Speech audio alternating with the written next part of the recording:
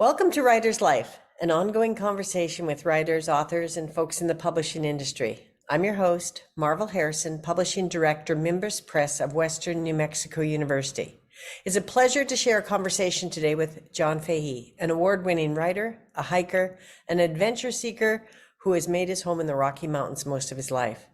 I first got to know you, John, through your work as editor of the esteemed Mountain Gazette. Now I've had the pleasure of forging a relationship through your writing. Welcome to Writer's Life, John. Well, thank you for having me.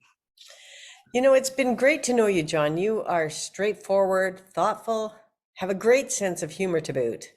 You don't ever need to build a character, you just be one. And I guess that's one of the things I like most about you. And you've had an intriguing writing career, from editing the Western New Mexico University school newspaper in its heyday several decades ago to award-winning author. Can you share with us a little about how you got started as a writer? Yeah, I would say that the Western New Mexico University newspaper experience was more than a couple decades ago. That would be in the late 70s and early 80s. The first thing that I ever remember writing, though I don't remember exactly what I wrote, was in the second grade. And I learned that if you wrote really big, you could fill up a book pretty easily. I don't remember what it was. But it was when I was in the second grade. It was I actually spent my first 12 years in the Northern Adirondacks in New York State, living on an Air Force base. And the main thing I remember about that year in the second grade was when Kennedy got assassinated. So that was the big thing that stuck out in my mind. As I made my way into our family moved to move south when I was halfway through my fifth grade year, and I started writing for like the student newspapers and stuff. And that was back when student newspapers got mimeographed. I mean, we're talking archaic technology here. And all through high school, I was on the student newspaper staff, and I had a short career as a radio DJ at WDDY 1420 on your AM dial in Gloucester County, Virginia, and I did the news stuff, and basically I recognized, I think fairly early on, that I was a pretty good bullshitter, that I enjoyed telling stories. Now, I was born in the UK, which has a astounding storytelling heritage. And then I was my formative years was in the southeastern United States, which also has an extreme storytelling heritage. I still read mostly literature from the UK and from the South. And I guess I learned early on that I like to tell stories. I mean, I'm a blabber, I talk a lot. I like bar stories, I like campfire stories. And one of the other things that I recognized fairly early on was that I had an ability to translate the verbal stories to written form. Not perfectly, not all the time, but I learned early on that I could do that. The problem was finding a market for that. So anyway, I've been doing this basically my entire life. I lived in Denver in the 80s, got my first assignment for Backpacker magazine in the 80s. Which was one of the happiest days of my life. I actually couldn't believe I was in Backpacker, and basically I've worked for newspapers, magazines, and I think I've got 12 or 13 books out now. Well, that comment you made about the imperfection of transitioning from an oral sharing to a written one, I think maybe is what brings such true authenticity to your writing. That you don't attempt for perfection. You don't attempt to sound like a literary giant. You tell your truth, you tell your story, and it rings through to people. Well, the problem with that is that not every editor agrees. So it is, there's, when you're either attempting to directly translate something, a story that you've told orally, to the written page, or whether you're just writing something originally and attempting to make it sound as though you were telling it orally, the imperfections include, but are not limited to, verb tense agreement. I mean, if you were to listen to somebody, record somebody telling a story, unless they were intentionally trying to sound academic, there's going to be mixing up of present and past tenses, future conditional. I mean, I think we have like 17 verb tenses in the English language. And, listening to somebody tell kind of a BS campfire story, there's going to be a whole bunch of different verb tense mixings. Well, that a lot of editors, especially the more haughty editors, are not comfortable with that. The other thing is, as you well know, I'm a devotee of the comma, and commas are a substitute for a pause in an orally told story. So in the written form, you think, well, this is over comment, or we don't need the comma. That's one of the most common things. But it is a time where you kind of pause a little bit. And how do you translate punctuation from an oral storytelling tradition to a written form? You don't have, I mean, you have ellipses, you have, there are a couple of things you can use, but how do you mimic a pause or a where you want your listener or reader to have an opportunity to catch their breath as you're going through it? And a lot of that doesn't translate, but like I say, it's not perfect, but it is the way. Now, I should say that I have a long history of writing in very traditional form. I mean, I wrote for daily newspapers for 15 years. I mean, where you are wedded to AP style, and I don't want to literally break the fingers of AP style book writers, but I sort of feel like I want to. And I've invoked the Chicago Manual and more traditional writing styles. This is, I guess, what we're talking about is my preferred writing style, and that which I try to get away with more often. And as I get older, I'm more inclined to assert myself. When I was younger, I was always, how that is. So anyway. Well, I think that reading a story, and if it's in a storytelling, almost like listening to country music that's telling a story. I mean, there are pauses, but to me, the comma just means that as a reader, I'm taking my own breath. Yeah. And I'm comfortable with that because it helps me read and get in the feel and the felt sense of what you're telling.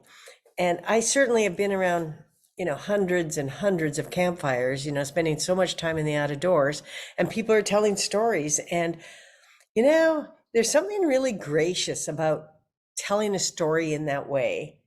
And I think that the grace comes from the people who have maybe even heard it before, and they're willing just to take it in. And I certainly approve of your style and respect it. So maybe that's showing my age also. Well, the thing that is most difficult about engaging that or attempting that writing style, and it does not always succeed. I mean, of course, it doesn't always succeed. Is how do you incorporate facial expressions and hand gestures? I've thought for a long time that it'd be kind of funny to have still photos down the side of a manuscript mimicking the facial expression or the hand movements. Or I just actually got a phone call, so I'll turn it off. Sorry, Marvel. So it is, how do you reproduce that sort of thing? The tongue in cheek, the wink, those things are almost impossible unless you say something to the effect of, I winked at that point, or something like that. So anyway, that is it is not a perfect process. And I know people. I mean, I have a friend in Colorado. I have a friend in Colorado who is as good a oral storyteller as anybody I've ever heard. He does not have the ability to translate those stories to written form. He just can't do it. There's an editor on his shoulder. I mean, we all have that. Everybody who's ever written, you have the editor on your shoulder staring at you saying, no, those verb tenses must agree. And so he just can't do it. And this guy's an editor too. So it is, like I say, it's not perfect. It doesn't agree with everybody. I've gotten a lot of grief from readers saying, how can you call yourself a writer when those verb tenses in that single paragraph didn't agree with each other? It's like, okay, well, sorry, obviously I didn't do a very good job. I try to be gracious, but Anyway, so yeah, there it is. Well, you've written in lots of different styles. What was, and I know that Backpacker magazine had to have been a huge launch because that just spoke to your heart and your soul about being in the out of doors. And you're writing something right now for them, right? Well, I'm writing. I'm writing kind of a. I like to keep. I do a lot less freelance writing than I used to do, and as you know, writing can be sort of a lonely profession, and I like to keep my fingers in the real world a little bit. The thing that I'm doing for Backpacker right now is a little, just a sort of a little story, and it helps just keep me attached to the real world, is what it boils down to. And the thing about now, Backpacker's gone through numerous incarnations since I started writing for it in the 80s. I mean, I mean, to be honest with you, I'm not even sure who the editor is right now. And one of the things that I noticed about it, and a lot of big part of my heart is with Backpacker magazine. I don't mean to diss the publication, but it got to the point where and a lot of magazines are like this, where they are looking less for a writer's individual voice than they are for the voice of the magazine. It almost, I lost my voice writing for Backpacker for several years, and they wanted the stories to really, really sound like all their stories. And now, since they've been acquired by Outside, I think that's loosened up a little bit. And that was a bit discouraging. My wife went through a process of saying, don't read the story once it comes out in print, just cash the check.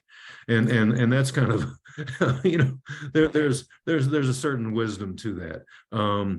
And I've even gone through that with a couple of my earlier books where the publisher wanted a certain voice that was not my voice.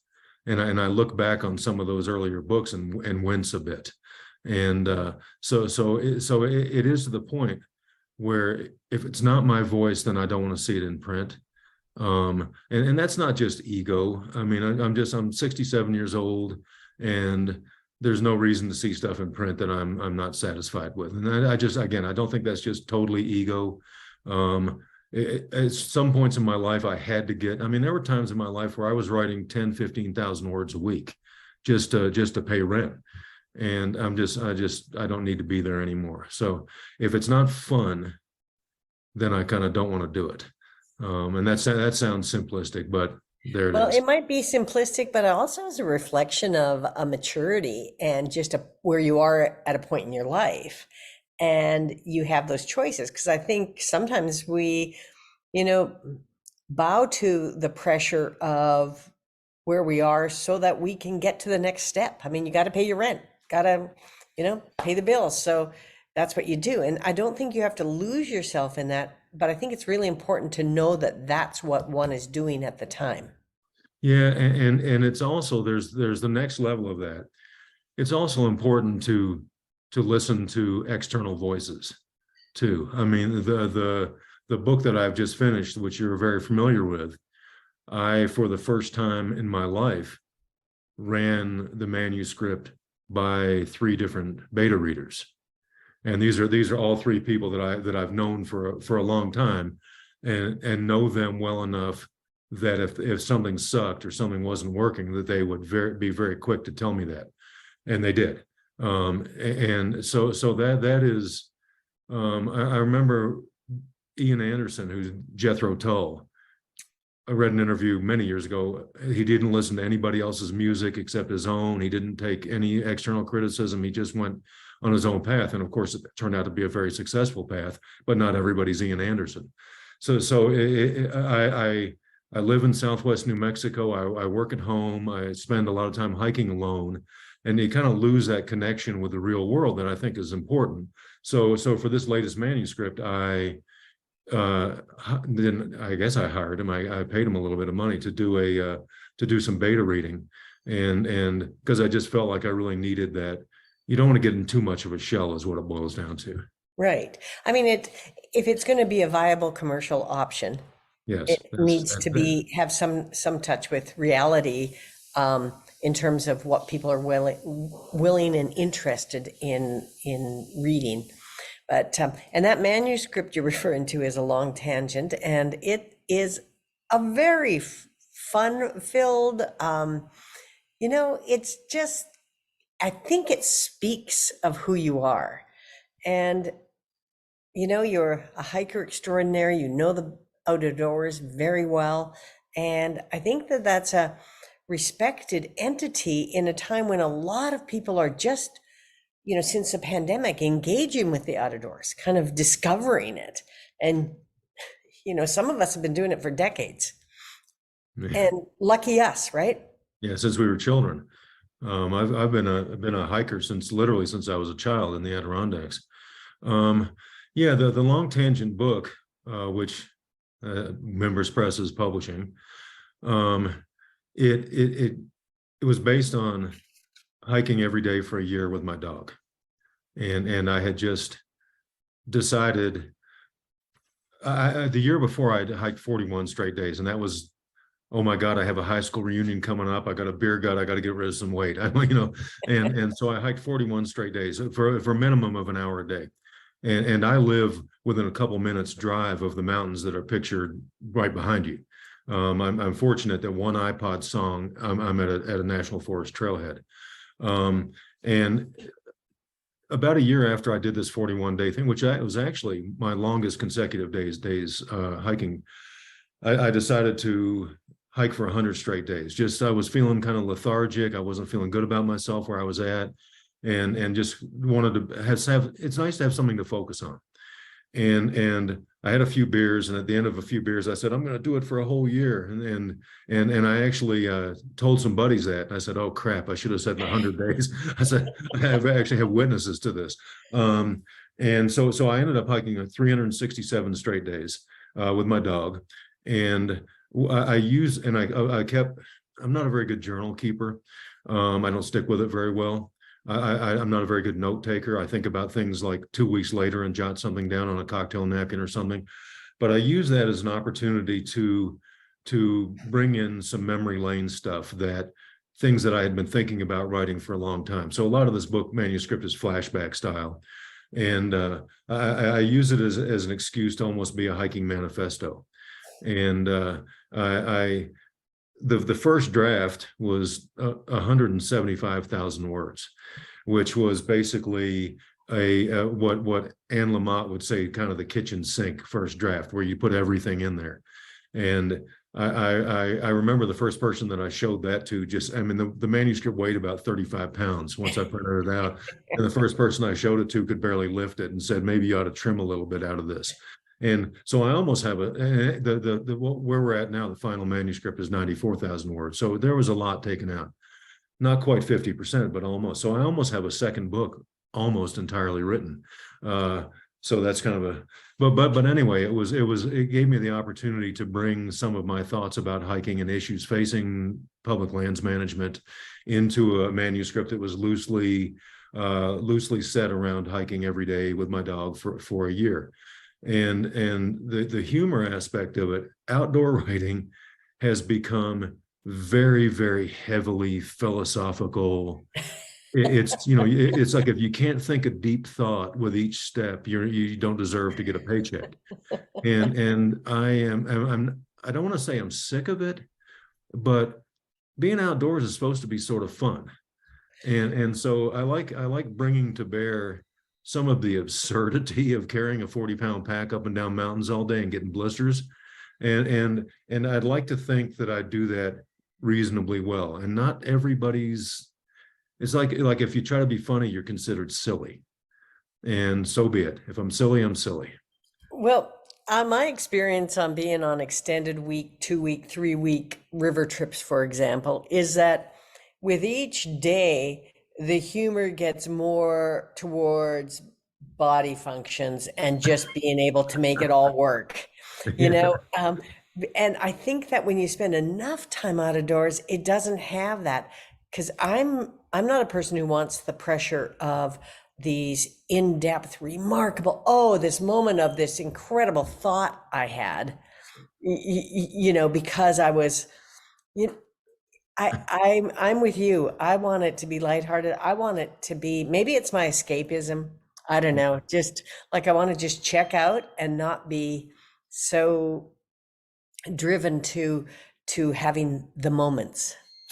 Well, it's like if I can get through reading somebody else's work without the word soul in there, I'm generally pretty happy.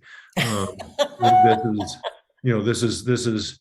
I don't know, and I don't want to diss other folks on doing it, but I'm really, I don't know where it started. I mean, Thoreau probably, where Mhm. Thoreau had. I have writer friends who contend that he had a better sense of humor than I perceive. But anyway, I have my strengths as a writer. One of them is the narrative style. One of them is my voice, and also I do like to think that I bring humor to bear on. Well, first of all, I attract absurdity. I don't know what it is, and my wife doesn't know what it is. I mean, I can walk down the street and something strange happens to me, and I can be by myself in the wilderness area, pictured right behind you right now, and I'll have a rock explode, and just or a bear come down, and I think it's chasing me, but it's actually trying to escape from me, and that kind of stuff just seems to find me, and I love riffing on that. I love taking it to having a few beers and taking it to the next absurd level. And like I say, it doesn't appeal to everybody, but I mean, how many writers do appeal to everybody? Right. Well, I tell you, when I first started looking at your work and looking at the manuscript that Mimbres Press now is going to publish in the next few months, I ran it by some of my outdoor friends in northern New Mexico, or I didn't run it by that manuscript, but just asked about you. And I tell you, they are just, they can't speak highly enough about how you capture that essence of what happens in the out of doors. And not somebody trying to be philosophical. And I don't want to diss on somebody who has a soul moment in the out of doors. Yes. I just want to be realistic about people who spent a lot of their lives out there. That's probably not the reality. Yeah, it seems, I don't know. It seems contrived. I mean, but it's often not. I know that. And Mhm, again, and mhm. like you, I don't mean to. I mean, we each have our own perspectives and our own voices and stuff, and I claim mine, and I hope it. A very successful writer friend who we both know, Nina Burley. She described me as a storyteller, Mhm. and I'm extremely comfortable with that. Uh, and I have come from numerous. I mean, I lived in the Colorado high country for many years, and the every evening gathering at happy hour time in the bars or around the campfires where the storytelling commences. I mean, that's my favorite venue. I mean, I enjoy hoity-toity book readings and stuff as much as the next man, but I'm most comfortable when people are telling the stories, and if they're embellished, all the better. Yeah. Truth is true. How you define truth is tough. I mean, it covers a lot of ground. I like embellishment. I like hyperbole, and but my storytelling technique comes from campfires and bar stools.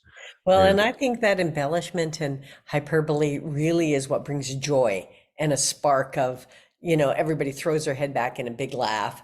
And that is such a beautiful way to connect yeah. to to being human. Laughter connects us. There is no doubt about that. But it's not just that. There's poignancy to these Hmm. stories. Hmm. There's stories about somebody who didn't make it out of an avalanche. There's heaviness. There's heaviness to being in the outdoors.